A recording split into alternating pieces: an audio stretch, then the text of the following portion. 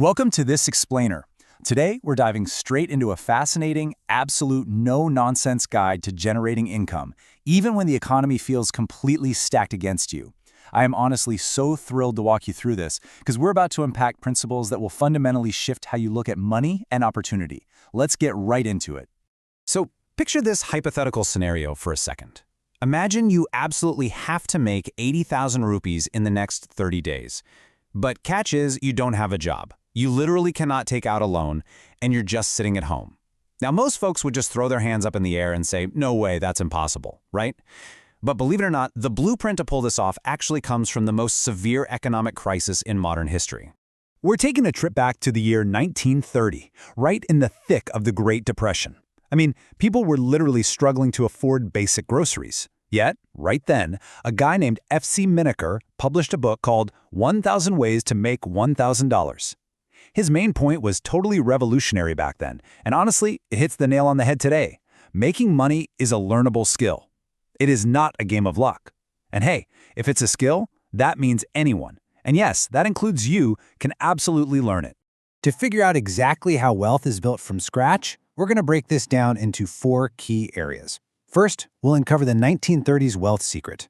Second, how to find problems and validate your ideas. Third, selling skills and retaining customers. And finally, starting small to create massive value. All right, moving into phase 1, find problems, validate ideas. This is where we learn how to spot those really lucrative opportunities and test them out without totally going broke. Now, pay attention to the massive mindset shift here. The very first technique is basically realizing that behind every single problem is a business just waiting to be built. Take senior citizens struggling with smartphones, for instance. The wrong move? Just complaining about it. But a smart entrepreneur, they monetize it by offering a direct solution. Think about it. If you charge just 500 rupees a month to teach 10 seniors in your neighborhood the basics, like WhatsApp, video calls, setting up UPI, you've suddenly got a 5,000 rupee income stream, all with zero upfront investment. It's brilliant. And that exact logic plays out on a massive scale too. Just look at Phanindra Sama. Back in 2005, the guy was incredibly frustrated because he literally couldn't get a bus ticket home for Diwali. But instead of just complaining like the rest of us, he turned that frustration into an idea. In 2006, he started Redbus with just 5 lakhs, totally digitizing bus ticketing. Fast forward to 2013, he sold it for a staggering 800 crore rupees. He just solved a real, everyday problem nobody else was fixing. You really don't need to reinvent the wheel. You just need to see what people are missing and hand it to them. Okay, so the crucial takeaway for technique number 2 is to sell first and build later. I know, it sounds totally backward, but it is hands down the most powerful business lesson you'll ever learn. Never spend 6 months building a product or renting out a commercial kitchen until you have actual, paying customers committed to buying. Thinking of starting a tiffin service? Do not buy the fancy equipment yet. Just message 10 friends offering daily home-cooked meals for 100 rupees. If 5 of them say yes, boom, you have a validated business. Then, and only then, do you set up the kitchen. This literally saves your time, your money, and your sanity. Let's roll right into phase 2. Sell skills, retain customers. This is the secret sauce for scaling your income and keeping things thriving without completely burning yourself out. Technique number 3 is pretty philosophical, but man is it practical. Sell your expertise, not your time. If you sell your time, say you're a chartered accountant working a standard 9-to-5 for a fixed 50,000 rupees salary, your income has a strict 24-hour ceiling. You just physically cannot work more hours. But if that exact same CA packages their expertise and advises 5 different small businesses part-time for 10 grand each, they make the exact same 50,000 rupees, but with absolute freedom. Your expertise? It's not chained to a clock. Now, I can already hear you saying, but I don't have an expertise to sell. Well, hold on a second. What you consider basic, stuff like navigating Microsoft Excel, whipping up designs in Canva, editing a quick Instagram reel, or even just writing decent AI props, is incredibly valuable to someone who doesn't know how to do it. You don't need a PhD, folks. You really just need to be a couple of steps ahead of the person willing to pay for that help. Technique number 4 brings us to a really powerful mathematical truth. It actually takes 5 times less energy to sell to an existing customer than it does to go out and acquire a brand new one. Seriously, let that sink in for a moment. 5 times. And yet, so many people completely ignore the customers they've already won over.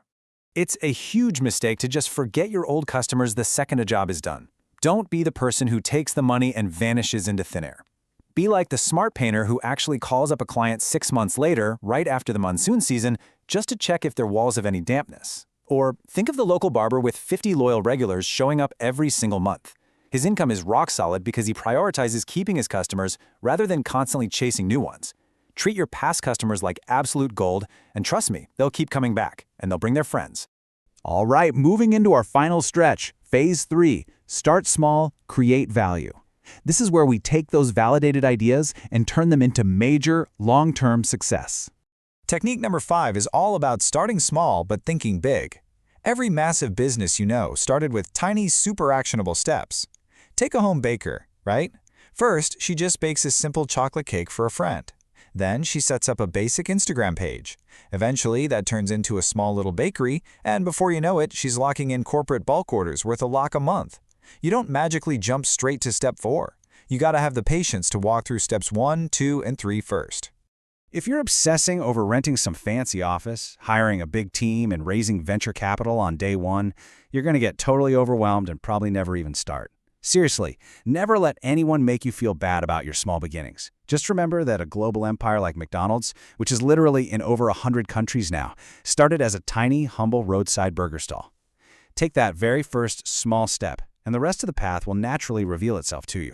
And for our 6th and final technique, we're talking about the ultimate wealth magnet, value. Here's the absolute truth. If you desperately chase money, it'll run away from you. But if you create value, money chases you. Think about a freelance video editor. Your average editor just takes the instructions, edits the video, and hits send. But a value editor? They go completely above and beyond. They might suggest a much catchier thumbnail or recommend cutting a reel down to 30 seconds because they know it's going to perform way better for the client's audience. Who do you think gets hired again and paid way more? Exactly. In this whole principle of value, it's not just for big entrepreneurs. It applies absolutely everywhere. Whether you're a shopkeeper helping a customer really figure out a product, or an employee bringing actual solutions to your boss instead of just doing the bare minimum, creating value is the real secret to getting promoted and getting paid. F.C. Minaker's whole philosophy from 1930 essentially boils down to this: figure out what you know, solve somebody's problem, and package that value. Well, we've definitely covered a lot of ground in this explainer, diving into strategies that were quite literally forged in the toughest economic times in history. You now know that a lack of money is rarely a lack of good ideas, it's almost always a lack of action. So the ultimate question is, are you going to sit around waiting for the perfect circumstances, or will you use these exact insights